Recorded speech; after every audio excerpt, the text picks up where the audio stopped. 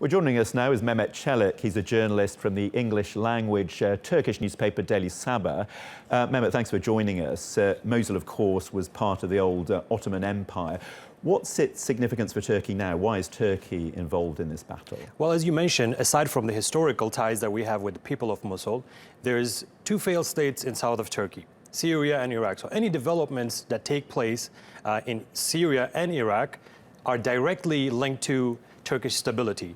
There's two huge threats in south of Turkey, Daesh and PKK. So any developments that will change the course of fight against Daesh and PKK is directly linked to Turkish national security. So, how to deal with these two threats, any discussions that involve these, Turkey must be on the table. And Turkey also must be part of that operation so that it also avoids spillover effects that could be basically at Turkey's doors, and also establishing stability in Iraq and Syria.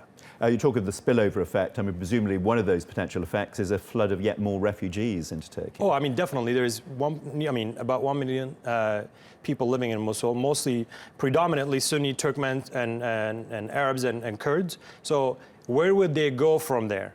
Once Daesh is, the fight intensifies, where will they go? They will go to either Erbil, which part of KRG, or to Turkey's southern border.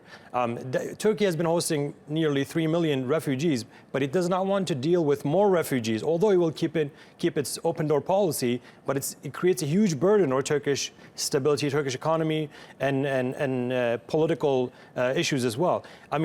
Aside from that, I think what's important is post-Daesh situation in Mosul. How will Mosul be controlled and governed after Daesh is eliminated is what Turkey is mostly concerned, because demographics in Mosul are not part of calculations that Iraqi government follows. Trying to liberate Daesh, liberate Mosul from Daesh in Mosul through using predominantly Shiite forces is a huge mistake that Iraqi government is doing, because we have seen what happened during Maliki and when Shiite forces were massacring basically the Sunni populations in and Anbar province. We raised the subject of what happens afterwards, and isn't that key to this? Because we've learned from 2003 that military victory is relatively straightforward. It's what happens afterwards. Is there a plan in place, both by Turkey and its allies, in your view, to avoid the problems or potential problems you're talking about? Well, Turkey is proposing that Mosul should be liberated from Daesh through supporting local forces, not any other groups coming, like, for example, Hashdi Shabi Shiite groups coming from outside and try to liberate Mosul from Daesh. This will be a huge mistake. It will lead to sectarian clashes, and in fact, it has the danger of turning the situation in Mosul into a regional crisis that will involve Syria, Iraq, Turkey, and of course Iran too.